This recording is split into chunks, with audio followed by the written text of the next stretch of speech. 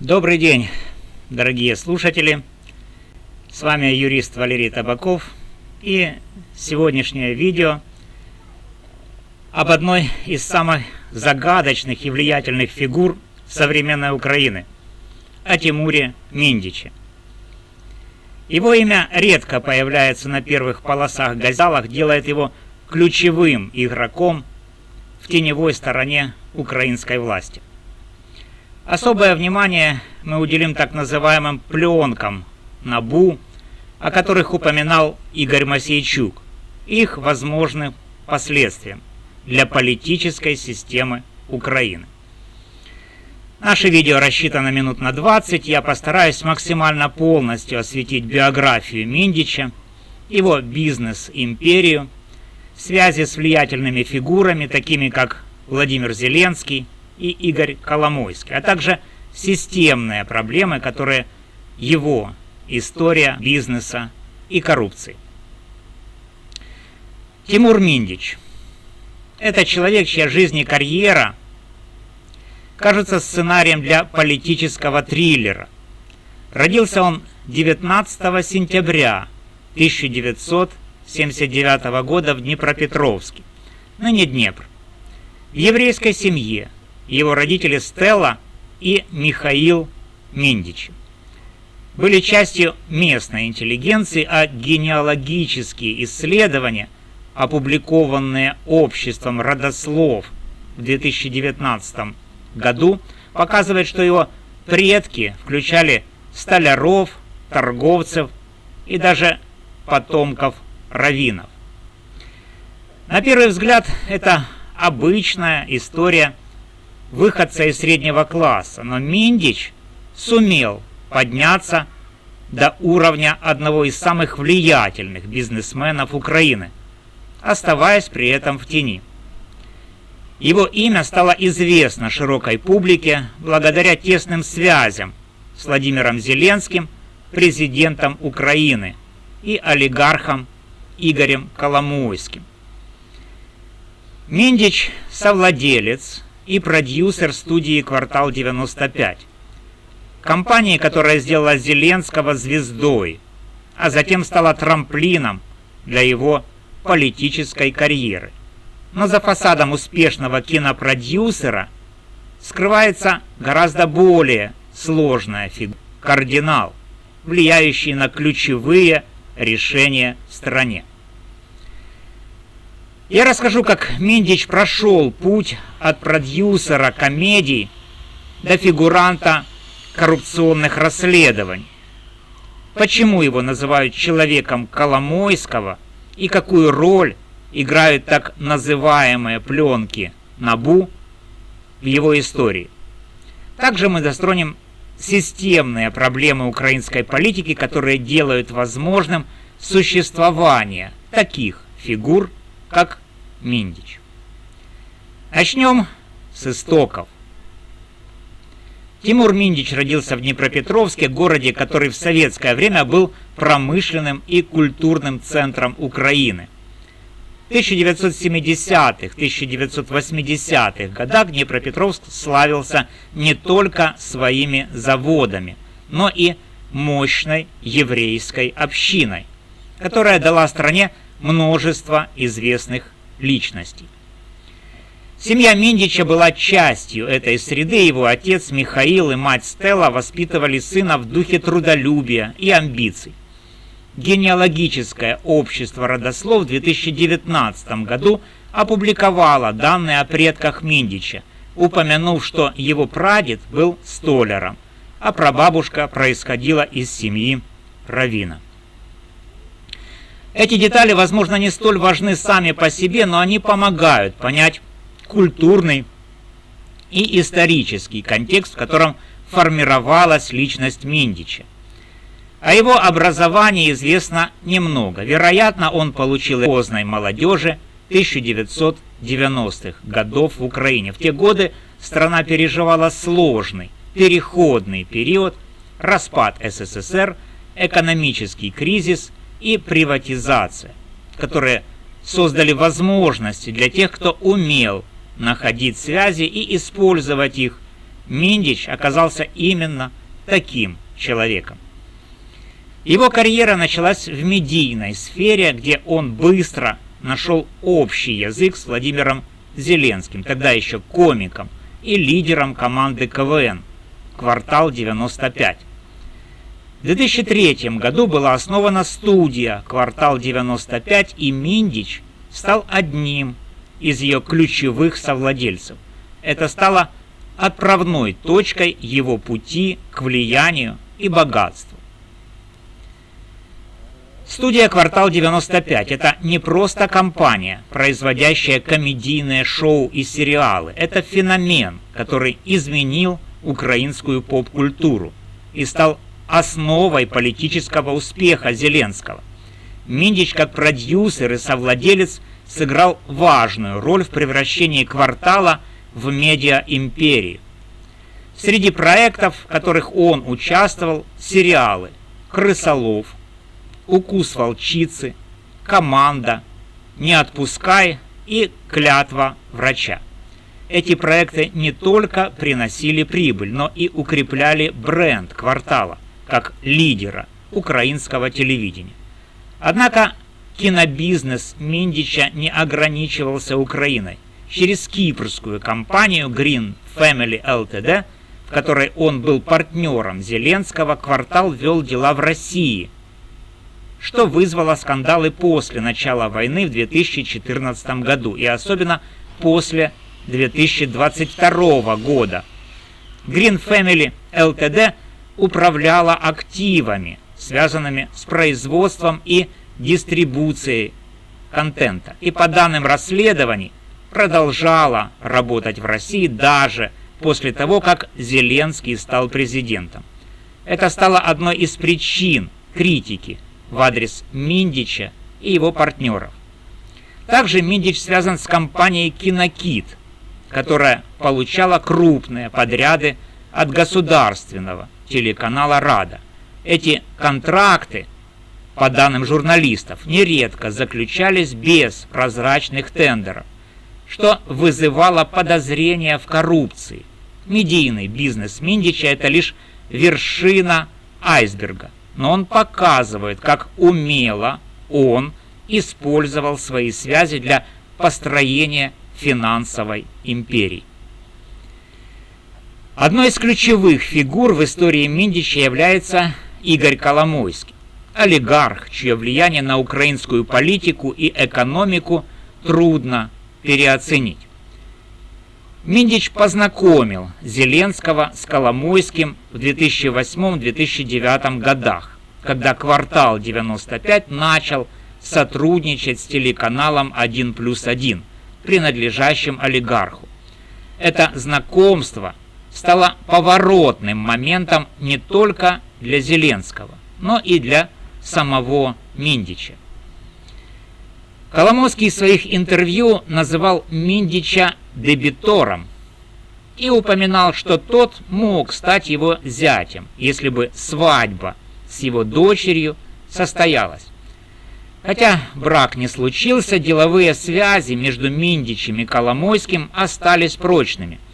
Их сотрудничество охватывает девелоперские проекты, энергетический сектор и медийную сферу.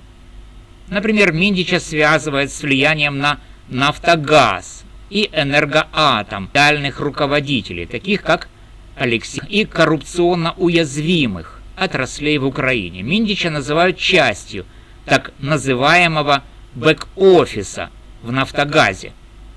Эти обвинения не подтверждены официально, но они регулярно всплывают в журналистских расследованиях. Кроме того, Миндича связывают с добычей янтаря, еще одной сферой, где коррупция процветает.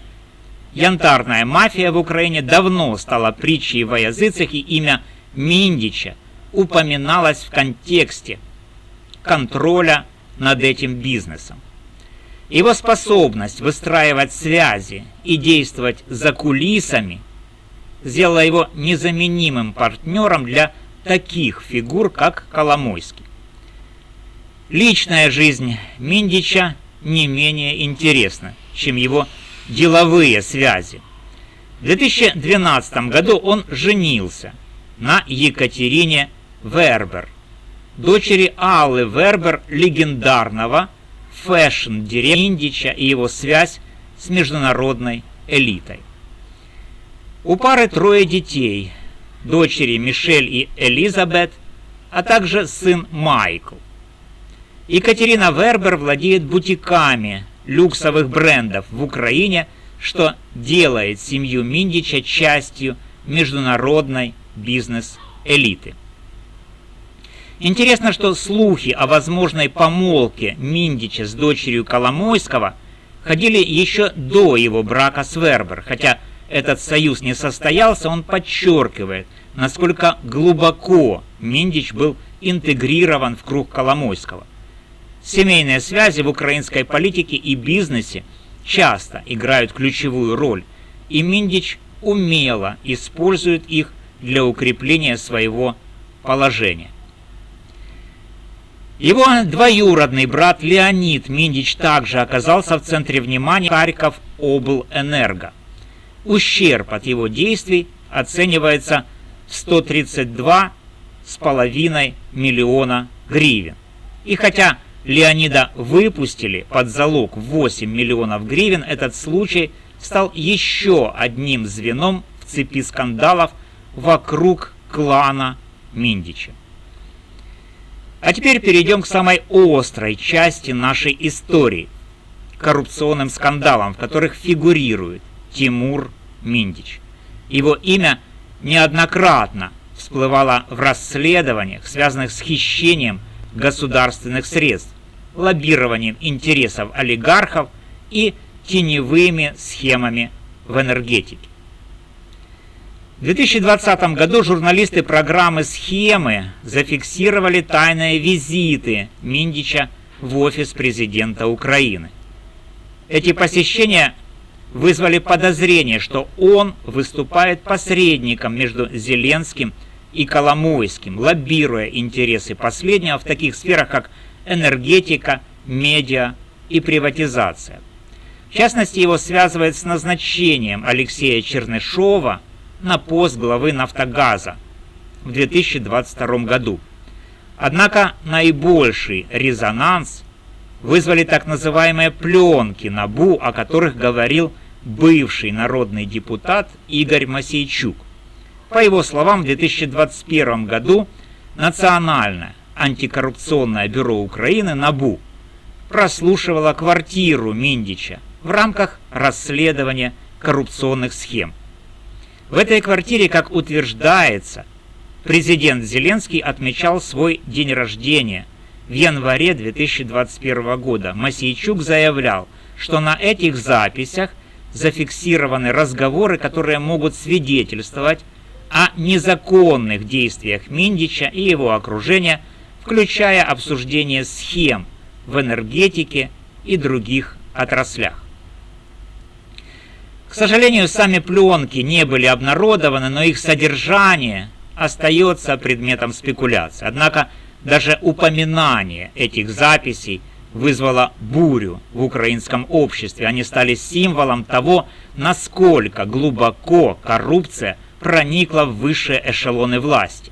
Мосейчук утверждал, что пленки могут стать бомбой, способной подорвать репутацию Зеленского и его окружения, но отсутствие публичного доступа к этим материалам оставляет больше вопросов, чем ответов.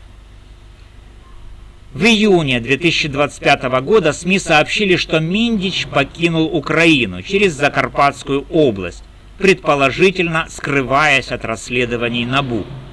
По данным источников, он находится в Австрии, где пытается убедить вице-премьера Алексея Чернышова вернуться в Украину.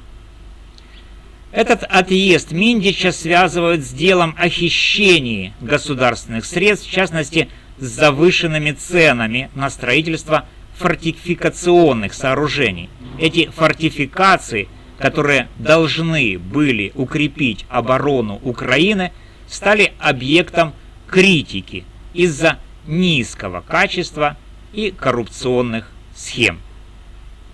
Конфликт вокруг независимости НАБУ. Многие аналитики считают, что попытки подорвать автономию бюро связаны именно с расследованиями против Миндича и других фигур, близких к власти. Эти события вызвали протесты в Киеве, а также привлекли внимание международных партнеров Украины, таких как ЕС и США, которые настаивают на сохранении независимости антикоррупционных органов. Пленки НАБУ стали своего рода катализатором этих процессов, хотя их содержание неизвестно. Сам факт их существования усиливает давление на власть. Если записи действительно содержат компрометирующую информацию, их публикация могла бы стать поворотным моментом в борьбе с коррупцией в Украине. Однако отсутствие прозрачности в этом вопросе лишь укрепляет недоверие общества к государственным институтам. История Тимура Миндича – это не только история одного человека, но и отражение системных проблем украинской политики и экономики. Коррупция, олигархическое влияние, непрозрачность назначений и теневые схемы – все это остается частью украинской реальности. Миндич, как и многие другие, процветает в этой системе благодаря своим связям и умению действовать за кулисами. Украина с момента обретения независимости в 1991 году борется с этими проблемами. Олигархи, такие как Коломойский, десятилетиями контролировали ключевые отрасли экономики, используя свои связи с политиками.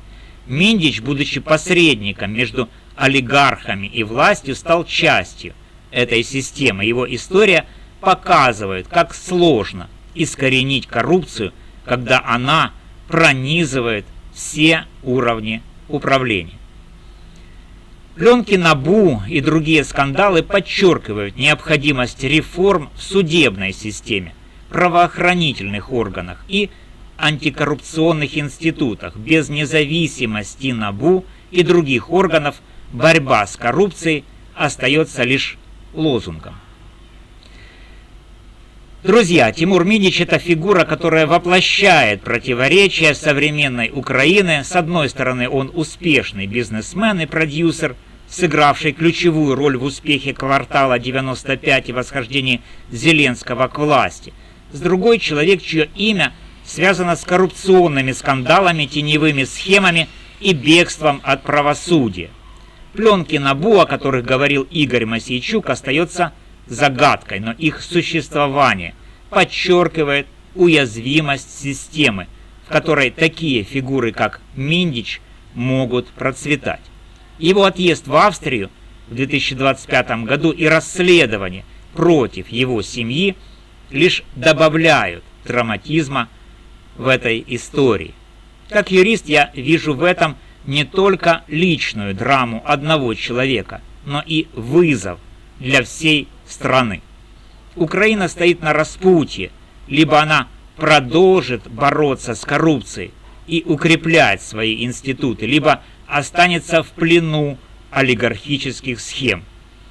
История Миндича – это зеркало, в котором отражаются как достижения, так и провалы нашей системы. Спасибо, друзья, за внимание. С вами был юрист Валерий Табаков. Подписывайтесь на канал, ставьте лайки, комментируйте, донатьте. Если у вас есть вопросы или вы хотите обсудить эту тему подробнее, я готов ответить.